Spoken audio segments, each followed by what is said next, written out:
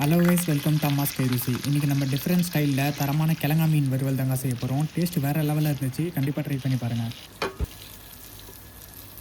முதல்ல மிளகு 2 ஸ்பூனு, சீரகம் 2 ஸ்பூனு, தனியா 2 ஸ்பூனு, சோம்பு 2 ஸ்பூனு, ஒரு 6 காஞ்ச மிளகாவை எடுத்து வச்சுக்கலாம். இப்போ கேஸ் ஆன் பண்ணி கடாயை வச்சு தனியாவை வறுத்துக்கலாம். இப்போ சோம்பு சேர்த்துக்கலாம். கூடவே மிளகு, சீரகம், காஞ்ச மிளகாவை சேர்த்து நல்லா வறுத்துக்கலாம்.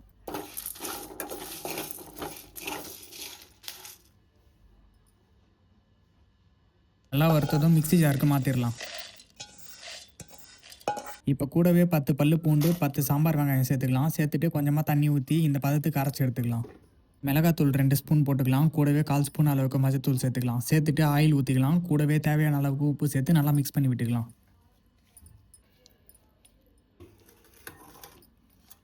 இப்போ மீன் எடுத்து மசாலாவில் கோட்டிங் பண்ணிக்கலாம். நல்லா மீன் ஃபுல்லாக ஸ்ப்ரெட் ஆகிற அளவுக்கு நல்லா மசாலாவை சேர்த்துக்கோங்க. அப்போ தான் டேஸ்ட்டு நல்லாயிருக்கும். மீன் மேலே மசாலாவை நல்லா தடவுனதும் ஒரு 15லேருந்து 25 நிமிஷம் வரைக்கும் அப்படியே ஊற விட்டுருங்க.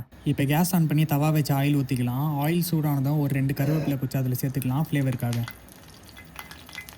இப்போ மீனை தவாவில் போட்டு வறுக்க ஸ்டார்ட் பண்ணிடலாம்.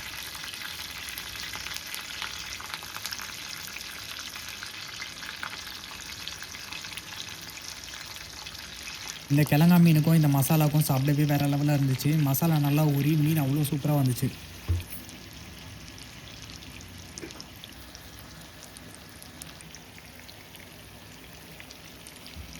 இப்போ மீனை திருப்பி போட்டுக்கலாம்.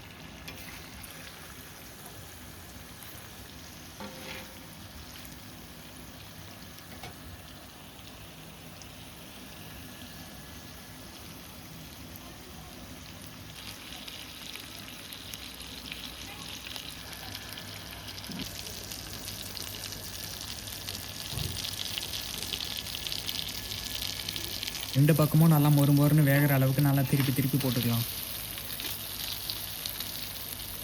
அவ்வளோதாங்க, மீன் நல்லா மொறுன்னு வெந்து வந்துருச்சு. டேஸ்ட் வேறு லெவலில் இருந்துச்சு. மீன் வறுவல் ரெடி. ரைஸ்க்கு சாப்பிட அவ்வளோ சூப்பராக இருக்கும். கண்டிப்பாக ட்ரை பண்ணி பாருங்கள். இந்த வீடியோ பிடிச்சிருந்தா லைக் பண்ணிவிட்டு நம்ம சேனலை மறக்காமல் சப்ஸ்கிரைப் பண்ணிக்கோங்க.